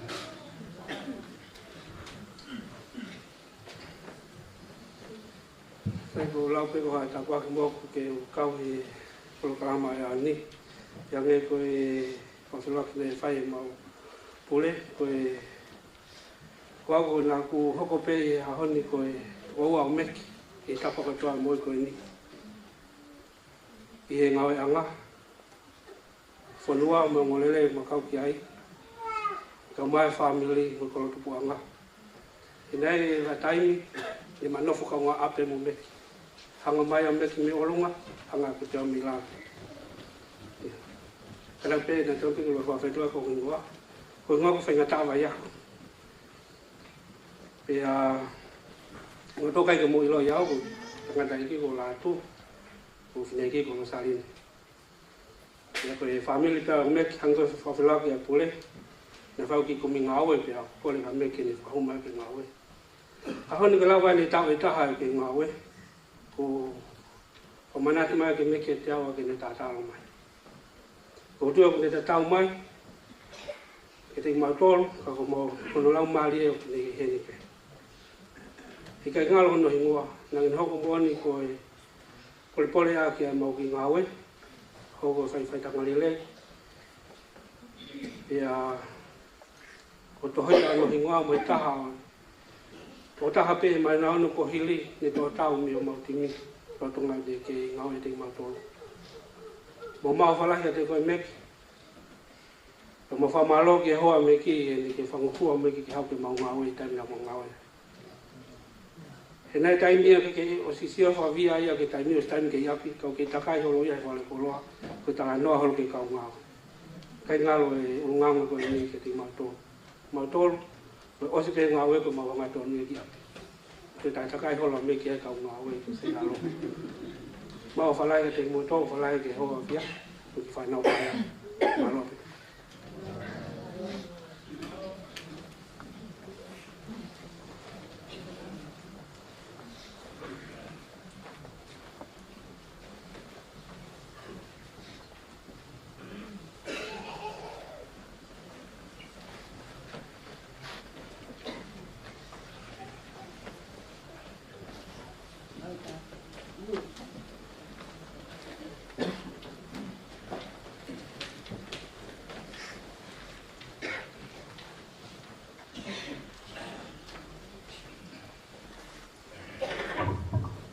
Kore peke o hoko e la maria tau na i moe de au. Tā mō ki whanga maria ko ni ke whai ataha manat meri e mai tō taha ko ni. Ki mua ia ko tō mua tō whatamake ke Western State ko e umne tō ngai e Polokalama e o ni. Ata whatamake ki e whahu. Ka pehe ko ki e pekia ko iau tau henia he au. Ka tā mō ki whai maari ko ni ki o whakaukau i ka haha mahi rea karo ki o atu ka tēne namta. Ki o atu ma tō tā ko ni. Ka ko sio ke tūnga kai taimi. Te usalu te peke he toko ua ko ni. Hoa malo ke te ia i ngai mea o tō pe. Mga whaino hino, koe lava ki ne wangi ki ni ki whanau. Ka pehe ke tō taha tō pio lava whio i moia. Mekinoni, ko ke whia maari. Ngai koe laurea ke tau e tātaha. O ke takai mai mo e whakoutua nei te koe. Mahalo koe ki ata le ilo, ni lavai. Ka ku mau fia e whātaimi na lava ki tau whio hi ai. Pe o lava ki mau ako me te koe. Mau whala hini ki tō whine. Hoa me ki, ka pehe ki whanapa ea. Ko whamalo me ki kore ako e ki nephew. Ko kau sotia.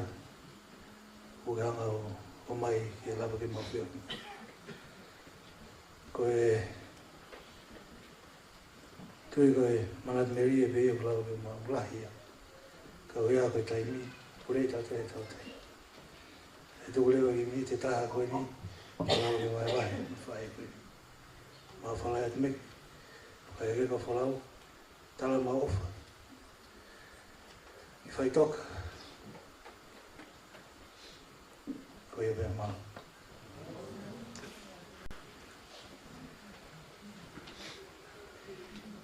Ki mui ke whai haki I manat meri e ke tamai o e koe ni.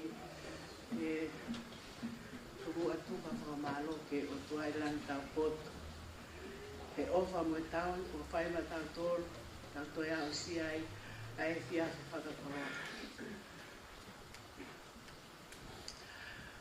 Kore ke o whakatapu ki e hou e ki. Pehe whoke o whakatapu ki kau taula e ki e kunau mea. Pehe whoke whakatapu atu ki he whahu. Pehe whoke whakatapu atu ki a tuunga o totonu ki whakatapua I he whiawhini. Kau kai ke maa usia he ne motu atu. Ki mui ke o whaiha ki I manat meri ki a Mekinoni he whiawhini. Ki tomu a whakahoko atu paa. Ko kuingoa, ko mere toafa o whai ngā ue. Ko lahi au I a selu, whae a siria, na si o kiwaha. Ko ia pungai e ko ha I he e whiawhini, ko I ngā ke whaiha ki manat meri ki he pekia. Ko mau, ko ku whehui koe mo Mekinoni. Ko tangata na e fotu mari. Kana e fotu no fua e taimi kutoa. Ko taimi veo ko lawa atu ki o nau api ki mu aene o ku ki mo uho ku te hina a selowaia. Ka pau o whaha nau kai.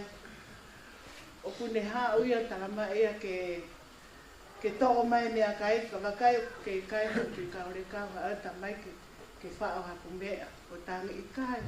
Tupu ke kai kaore kau ke nau piu ka toki toe pa kusai ke tokutara mai ke whaa mea. Vili pe a toka tahani, ko tahanga ke lei.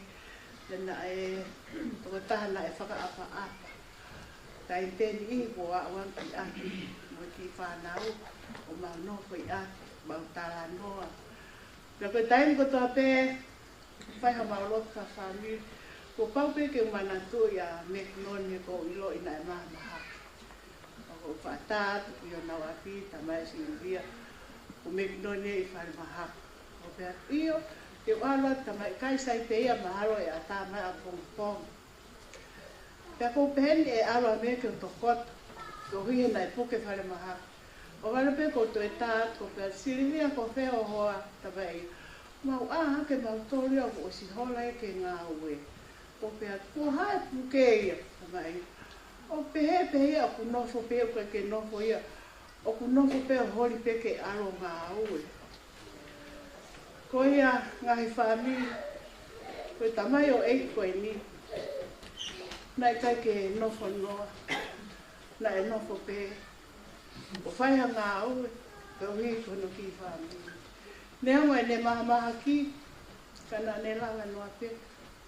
Ke ne tū pongpong ia. Ke alu ko uhinga ko si ene ki whanau. Ko ia mea ki ofalahi atu ki a koe. Ke kumau I loi. Nea ngau tamawai he whiawhini. Ka kumau I loi. Ai whetu o ke alu ki ai. Te ke alu o whakawhi hao I he hao. Ia ke whakamua ni ia. Fola na tamai na e fola mai o tua te alo te ha aki mo tolo te toi ha o mau a mo tolo ki te au ko ia ko mau ilo whakapapau pe meki ko koe o ke lawa atu koe o ke whakawhi ao I tamai he wani mau ofa lai atu ka koe ta lato mau ofa ki o tau whamiri I e ka wai e ta hanga ko ia pe o whalahi atu.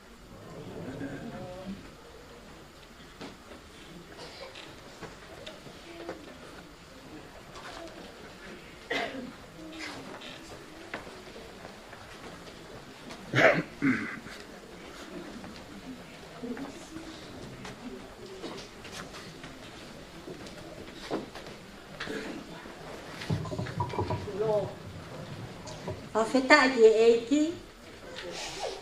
Aku lau maari e. Moia kotoa pe ki a te au. Whawheta i tono huafa mā oni e. Ko tau. Fifia anga he si a fini. Kai ngaloto. Ai ofa e o tua. Whai ma e tau mo ui. Kai lava ki tau whiha aki atu. He hoa kone. Ko whakamore more i ange au.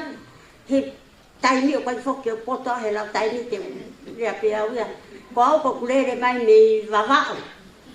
Ko e lahi au he whae a Mekinoni. Pea ko au pe o ko kei.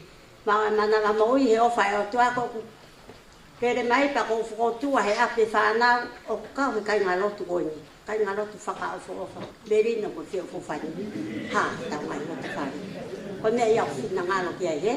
Berina whia whio whofani. Pea tō ki mua ai a ofa. U whakamore iau ko kia hare ai e. Ki umaa ko kure atu pia ka mong tō. Mo whia he siat ko mong whofonga ene whia. Ofa atu ki e. Wawao ko toa pe ki e. Pia whakaiki he whia whini. Ko whakamore. Kai tupe mua ke whia. Ko hai nane iro, te tū he au ngai whare koe ni. O whātu ki he ui tō koe na Mekinoni, ki ta whoki mo koe ki wawao koe. Pau pe ki ta whoki tau ki wawao, ki tau mi wawao.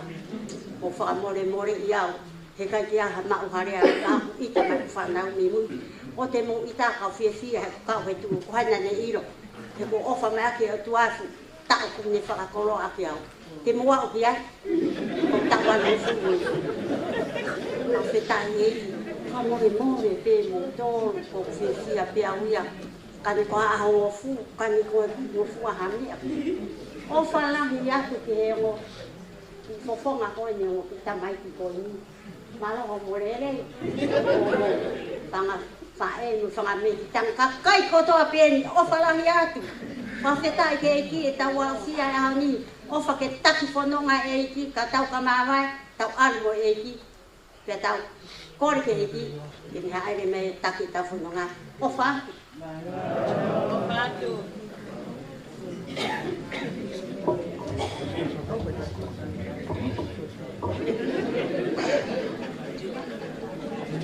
Kore wike u whangatu e ngahi tala whatapu tō pē, nei osi hono whatu pe alanga ia i ha whanga e kini, kai a tā moku e whainga mari koe ni, ke whakaosi atu i tau Polokalama whamawai pe mo te hina koe ko Mekinoni. Hange pe koe au mō mea i he ihi, ke ta au pe ke mau ngahi whamiri, koe motuani, koe lahi tahau i he whanau o kei a Mekinoni. Nai kai whoki e tupuha ki au ia i whanua koe no kou totong ke urea mau pe ai a le mātu, ta kou whae me le mātu a Puwela, ka nā kou tupuha ki au ia i tonga. Pēnau i mātu o au ia, pēnau lere atu pēr ki le mātu a oa wak ki ai i he ngā whawhai whekau. Pane o pēnā i whamiri i o oku. I le matua na nau ki kamata ke nau tūri au. Pēr nau iloi pēr koe tamasia piwela, pēr nau whakawhia ki loto. Ke mau ki popo tahanoa, i he ngahe o lei nau whahoko ia e blai ngā whakawhikau. Pēr nau te sia pē i le matua, mau tupuanga, e tupo le matua, pēr nau whakaukau ke u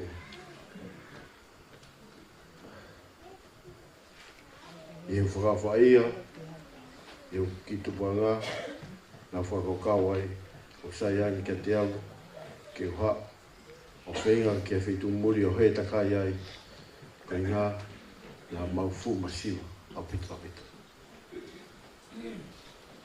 Mahalo kai ki puri eni, i whanua, e kola au whae, ai mau masiwa, kana o whaofa.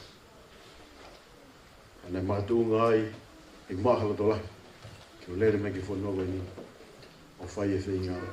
Mo whai ona tau whetuku mai, ai whakatua whawhini, o alu be o ki takoa koe ni. O au mai ki ahon. Ko kore whamore atu, i whamiri, ai ku whae. Ko ngā ngai fua whatungia, ko whahau, ki mo whamai mare angi au. I e ku iloi, na mou he la ia, i e no hake e mai tonu.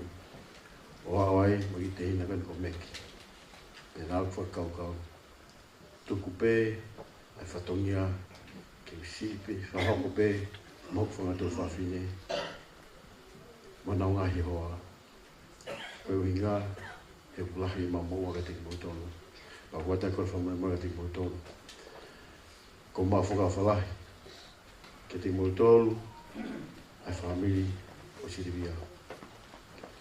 Kau maa whoki. Ai whamiri aiki o mga ni. Ko inga ko ngahi whia hui ko tau pēr o tau whai. Pea ko korwha mori ati ke te kimotono. Ke mo whamari mori angi, ai mo tuatua koe ni. O kai ke iloa, a ki whamiri ka ni hane. Ka mau whai whenga pe, ke mau whai taha, i ngai ngā whako. Tūng mo ke whakasa ka kulea ki Malati Merie, ki a Mekinoni.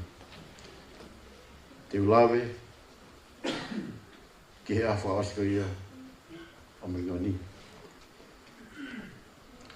Nei hawa Mekinoni koe ki New Zealand ni, ka nei whau tua, e he awha asika ia ka ahata polelulu, kua osi, nau ki a Mekinoni, mo ku hoa, aha moniti, a te lere mai, ma tamai ku hoa, tau awa ki mea ka Mekinoni, ma wale bea via ma te kitu ki ata, e na e ofi a vete ma waafi ma Mekinoni ma nofi papakula. Pea ma hoa ta Mekinoni, o ku chi tau tanu pea Mekinoni. Ane kai lawa Mekinoni ia, ke ne, tawa ke whimaria ke ni tanguto i sea, ia ne tokoto ke no mohinga.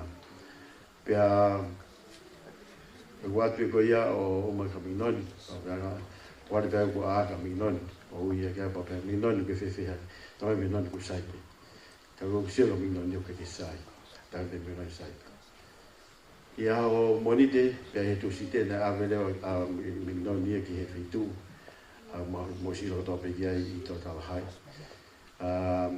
E hoko sia a hapule lulu, pea e mate atu ka Mekinoni, pea kai ki te whai halawa na tu palani ki tu alu ki a Mekinoni, o sio ke a whalaite ko osi.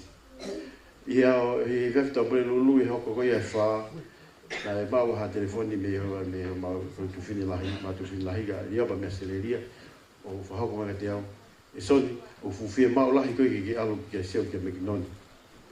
Pea naku heka moku ama na malere mai he hala. Pea naku na kamata reki o ai whakakau ki a Mekinoni. Pea naku agahe ki o kuhau pea. I taimi ko toa pea o kosei ka taha whainga taa ia. O kuai a kua ngoi ki ai. A kuai e whainga onga o kua mau ki a ia honi. O kua mau ai o ngoi ki a Meki. Niango te eki taha ki a Mekinoni. Ko Mekinoni e pāsi pe ia. Pe hoku gai au ia eki ianga he o si pe mea. Maa ki ai, es toka to ma Mekinoni ana se hano mahinga ka hiri ko ia. Na keke te ia o keke sa ia Mekinoni toka te mahinga. Pe mewe na whana mai ki tu fine sisi ko ni mo ha Mekinoni. Ko keke te lea Mekinoni, pe ni te ilo ha mea. Pala ku at pe ko ia o mahifo ki he te hina ko ni. Au pe hifo ki a Mekinoni. Mekinoni ko a wene. Ne wha pe pe haka Mekinoni. So ni lahi, ofa pe whanau. So ni lahi,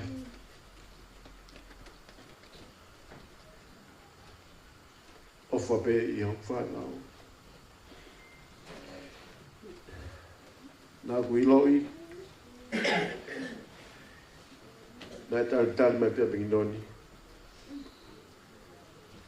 Kene o mai ka kato, ahana whatongia o heri whaki mai ki a te au.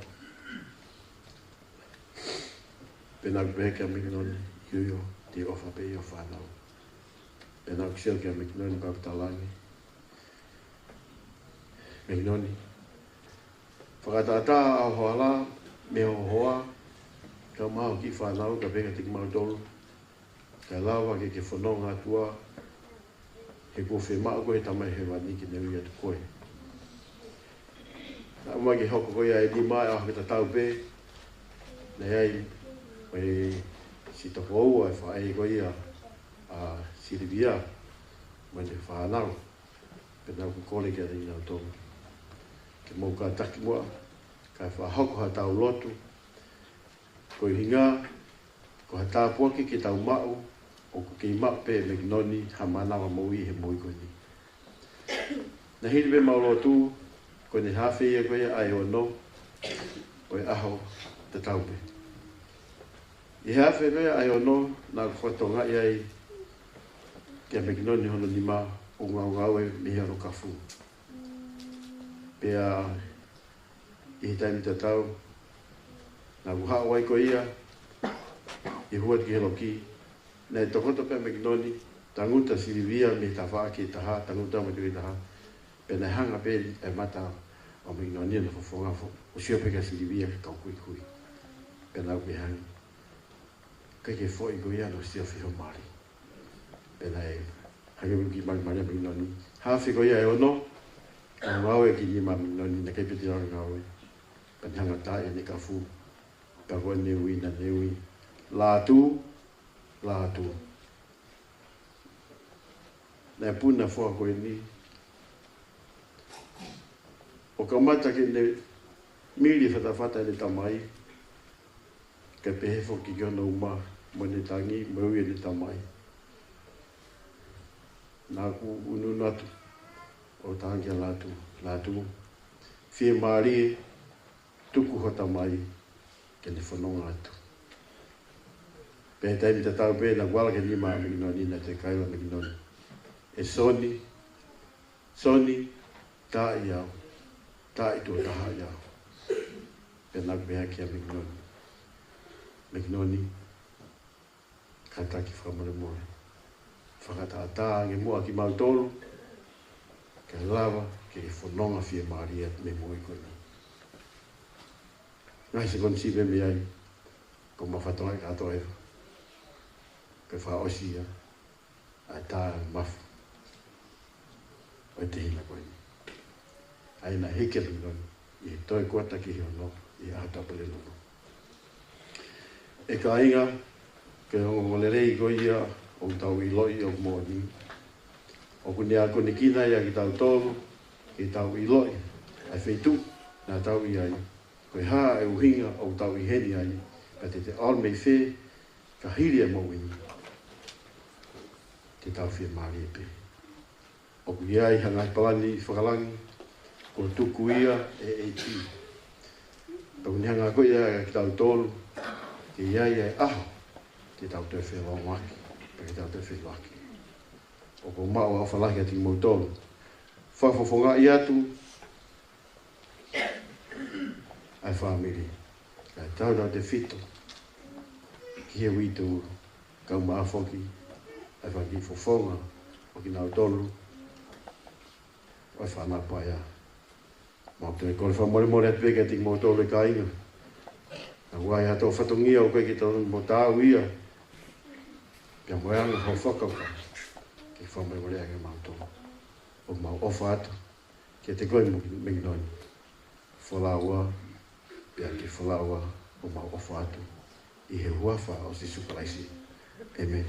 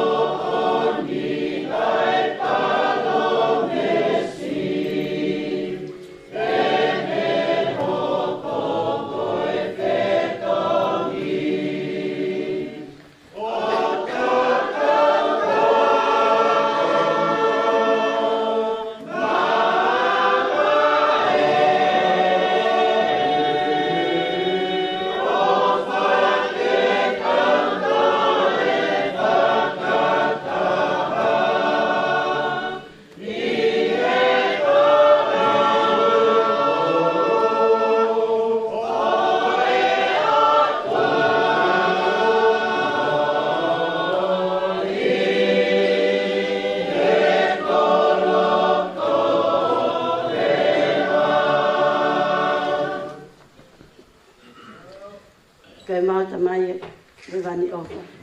O mau whewhia mo honga ia ka whainga maalia mau whaatata mai hauan. Kai ngā kua taha o ngai whoa ko ke ui atu. Whoki atu e ki hawhiona. Ak mau wha malo ko ngai. Tāpu ake mo ui o glawa ke mau mao. Ke mau whaatata mai hauan. Ke mau ka ngā whawhea whaosi. Ke tonga ane ko ini. O mau whewhia ko ngā kua ngolele o sisu ka laisu ke whungai mamani. O ke tuku mai ai a ngai palani hao maa mo whakafo ofa. E lawa ke mau whoa ko toa pe e mate o ka hili e mo koe mo. O mau whamalo ai ko ngā ko ngai teftai mooni. Mo i ngahi o wau o ngolele o mau wako. Ke mau whakalakalaka e mo wini.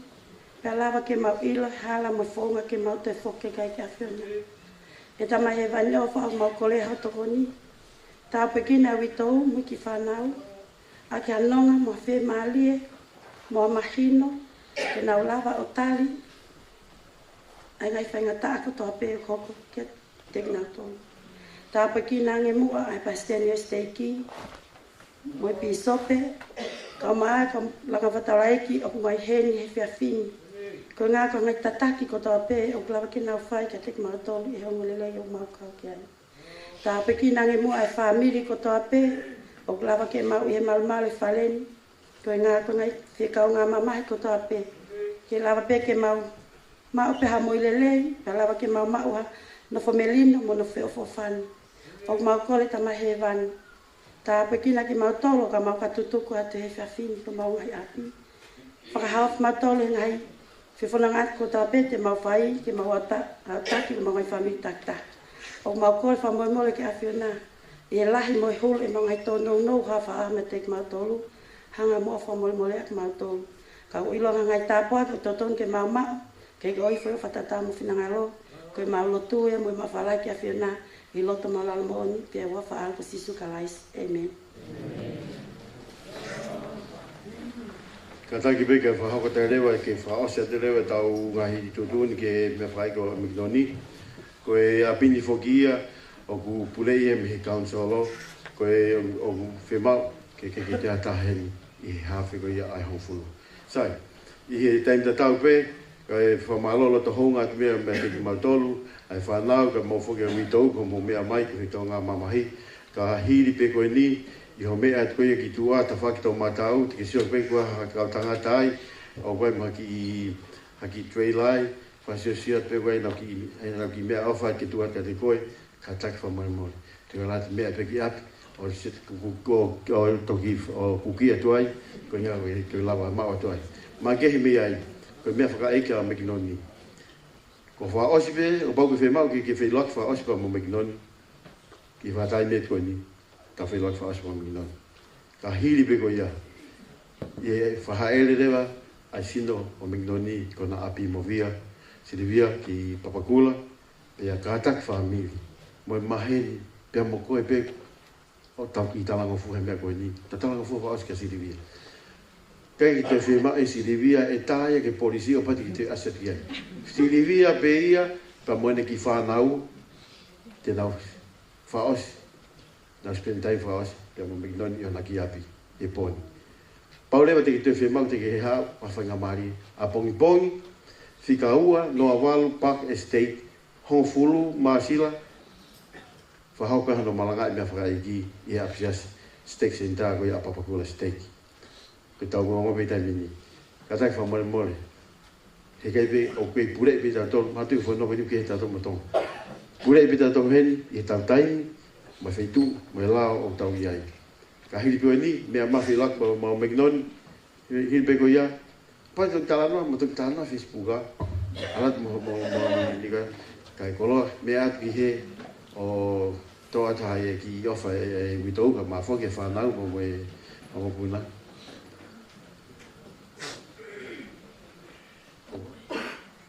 Io kono si fa ke ka ma Mekinoni o fa hoko ia ke mala ka ni menkuri. Ko ai pe tai o si pe mo to ko to. Ko inga mo fa arma pe mo to giai ka mo ti alpe gia pong ke fa ke ka Mekinoni. Mo mea ki abses.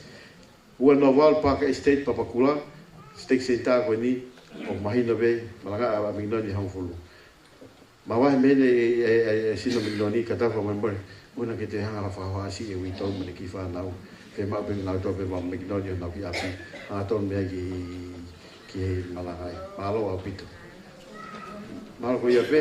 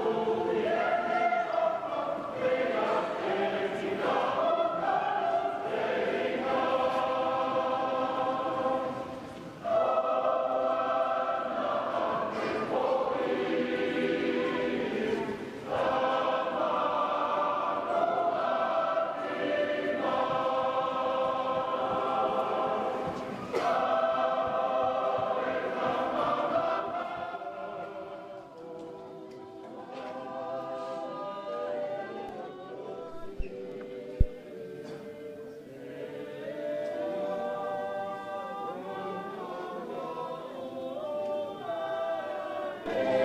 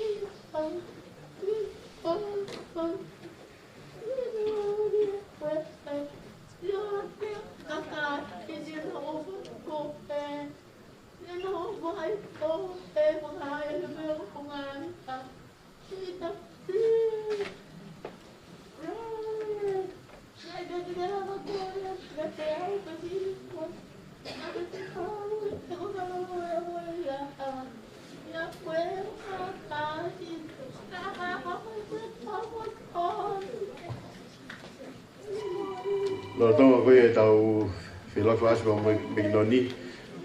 Whakao matpe koe tau koe ka ngau e whaleni no situ mai ki holo. Koe toi pe ki minite lima. Kata ki mo wahe pe ki minite lima koe ia.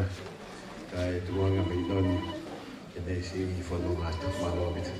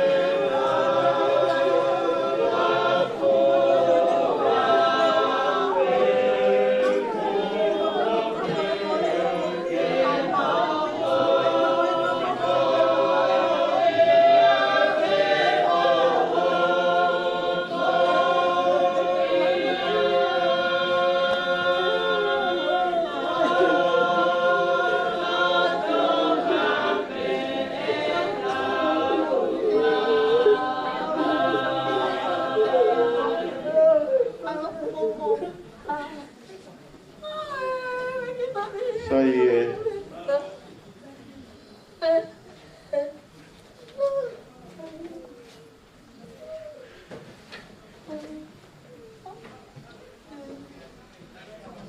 Ito mo ha matau ki he wito mo ne whanau koe o sini na o na tau mo o meki o malolo whao si na wa.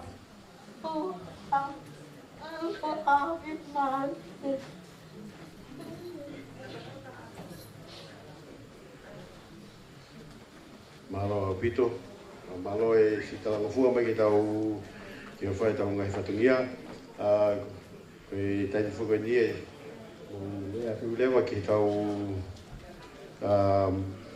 ki tua ki tau ki trailer pena te whaki whasea pena maki mea e ke ato whahaunga te awhai au ni whamalo ata mo mea mai te whamalo at pe pe a tau toki whitau laki pe pe tau tau whulanga pongpong o ka whainga maari e ke mea mai pa ke mea mai e apisiasi ko ia i papakula pe a pau waha mea a ngau ke whai whamole mole mahu inga ngā we ke whahoko ia ke ngā we hoko te awhanua malo apita